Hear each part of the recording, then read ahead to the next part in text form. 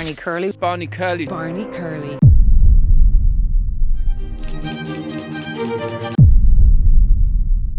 Ireland के एक छोटे से गांव बेल्यूस्टाउन में आज भी लोग एक ऐसे आदमी को याद करते हैं जिसने दिन दहाड़े $6 लाख कमा लिए।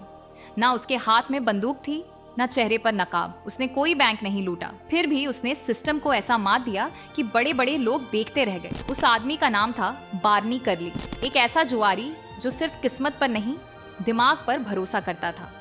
लोग उससे डरते थे क्योंकि वह खेल के नियम नहीं तोड़ता था, वह नियमों को समझता था और फिर उन्हीं से जीत जाता था। 26 जून 1975 का दिन था।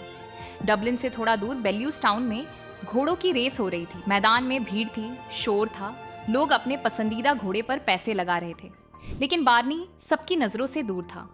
वह झाड़ियों में छिपा बैठा था और दूरबीन से सब देख रहा था, क्योंकि अगर बुकीज को पता चल जाता कि बार्नी वहां है तो वे तुरंत समझ जाते कि कुछ बड़ा होने वाला है। वे रेट बदल देते या दांव लगाना ही बंद कर देते।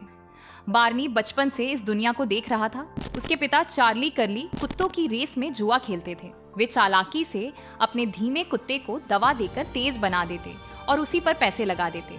कई बार वे जीत जाते, लेकिन एक दिन बार्नी ने अपने ही पिता को चकमा दे दिया। जब वह 15 साल का था तो उसने दवा वाला मांस दूसरे कुत्ते को खिला दिया और उसी पर दांव लगा दिया। रेस हुई और उसके पिता का कुत्ता हार गया।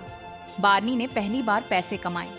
उसी दिन से उसने समझ लिया कि इस खेल में जीतने के लिए सिर्फ किस्मत नहीं, दिमाग चाहिए। समय बीतता गया, परिवार कर्ज में डूब गया। बार्नी को स्कूल छोड़कर काम करना पड़ा। उसने मेहनत की, ठोकरें खाईं, छोटे मोटे काम किए, लेकिन उसका मन हमेशा रेस और जुए में लगा रहा। 1975 तक वह इस दुनिया का जाना पहचाना नाम बन चुका था। उस समय वह खुद भी कर्ज में डूबा हुआ था। उसे एक बड़ा दांव खेलना था। उसने एक ऐसे घोड़े को चुना जिसका रिकॉर्ड बहुत खराब था। उस घोड़े का नाम रखा गया येलो सैम। वह बार्नी के पिता का निकनेम भी था। इस घोड़े ने पिछली कई रेसें खराब तरीके से हारी थीं, इसीलिए उसका रेट बहुत ऊंचा था। अगर वह जीत जाता तो पैसा 20 गुना मिलता। असल में येलो सैम बुरा घोड़ा नहीं था, बस उसे जानबूझकर गलत ट्रैक पर दौड़ाया गया था ताकि उसकी रेटिंग गिर जाए। बार्नी सही मौके का इंतजार कर रहा था। रेस वाले दिन उसने अपने 300 भरोसेमंद लोगों को अलग अलग जगह भेजा। सबको पैसे दिए गए और कहा गया कि आखिरी मिनट में सिर्फ येलो सैम पर दांव लगाना है। उसने एक और चाल चली। उस रेस कोर्स में सिर्फ एक ही पब्लिक फोन था। उस समय बैटिंग शॉप्स फोन के जरिए रेट बदलती थी। अगर किसी घोड़े पर अचानक बहुत पैसा लग जाता तो रेट तुरंत कम कर दिया जाता। रेस शुरू होने से 25 मिनट पहले बार्नी का दोस्त उस फोन बूथ में गया। उसने फोन उठाया और रोने लगा। उसने कहा कि उसकी खाला मरने वाली है और उसे आखिरी बार बात करनी है। लोग उसे देखकर चुप हो गए, किसी ने उसे रोका नहीं। 25 मिनट तक फोन लाइन व्यस्त रही। इसी बीच पूरे देश में बार्नी के लोग येलो सैम पर दांव लगा रहे थे। रेट वहीं रहा, 1 के बदले 20। फिर रेस शुरू हुई और रेट लॉक हो गया। ट्रैक पर येलो सैम ने कमाल कर दिया। वह हवा की तरह दौड़ा, सबको पीछे छोड़ दिया और आराम से रेस जीत गया। जब बुकीज को समझ आया कि क्या हुआ है तो बहुत देर हो चुकी थी। उन्हें लाखों पाउंड देने पड़े।